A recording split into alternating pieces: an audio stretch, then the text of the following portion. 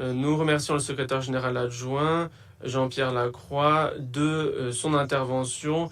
Nous remercions le représentant permanent de la Sierra Leone en sa qualité de président du comité 1533. Nous avons écouté avec attention le docteur Mohamed Javid Abdelmoneim. Nous saluons la participation de la ministre des Affaires étrangères, de la coopération internationale et de la diaspora, Madame Wagner, et nous saluons la présence du Burundi et du Rwanda. Malheureusement, cette séance se tient alors qu'il y a une escalade dans le Sud Kivu suite à l'offensive du M23. Nous avons dit maintes fois que nous suivons avec préoccupation l'évolution des événements dans cette province.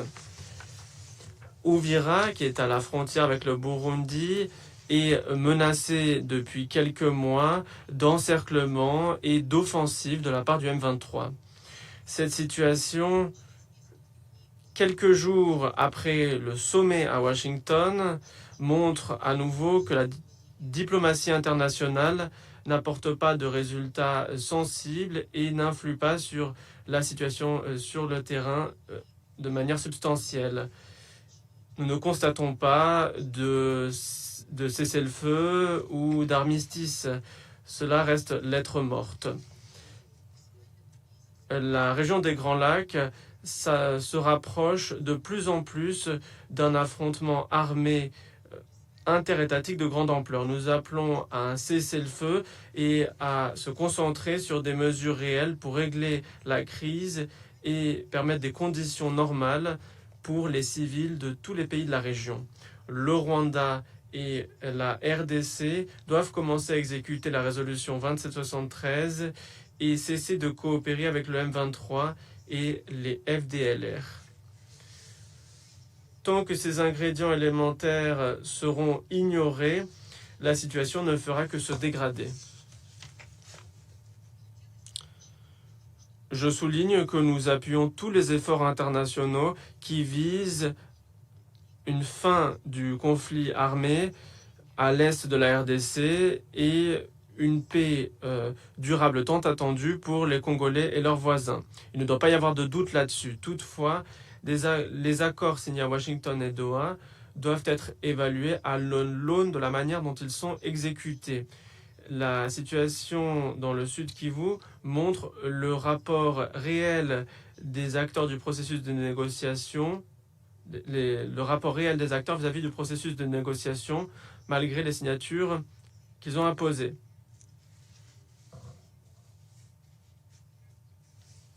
De nombreux casques bleus ont perdu la vie dans l'est de la RDC, alors qu'ils cherchaient à stabiliser la situation. Nous notons le rôle de Madame Bintou Keïta, chef de la MONUSCO. Toutefois, dans ces conditions, la MONUSCO demeure otage de cette escalade d'affrontements entre les États de la région. La MONUSCO, depuis près d'un an, depuis l'escalade de janvier, se trouve dans cette situation, suite aux actions du M23.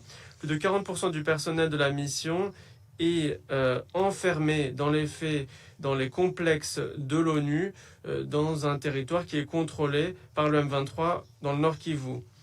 Nous avons rappelé que cette situation était inacceptable et ne devait pas durer. Toutefois, certains collègues du Conseil et appuyés par certains membres du secrétariat nous ont convaincus qu'il fallait attendre encore un peu et que le résultat de la médiation internationale permettrait de ressusciter la MONUSCO. La mission aurait pu jouer un rôle important d'appui au règlement de la crise, notamment s'agissant du suivi du régime de cessation des hostilités. Toutefois, au vu de l'évolution de la situation dans le Sud Kivu, il est évident que les conditions ne sont pas réunies aujourd'hui. Il aurait fallu se dépêcher et proposer des solutions extraordinaires plus tôt. Aujourd'hui, il faut être extrêmement prudent. Tout amendement majeur dans le mandat de la MONUSCO doit tenir compte de la situation réelle sur le terrain et se faire fond sur des recommandations précises et détaillées du secrétariat. Seule cette approche permettra a la mission de reprendre ses activités. Nous sommes prêts, je le souligne, à travailler avec les collègues du Conseil pour formuler des instructions à l'intention du secrétariat pour qu'il nous présente des options de participation de la MONUSCO à la surveillance du régime de cessez-le-feu et pour permettre une adaptation de la mission au vu de la situation actuelle.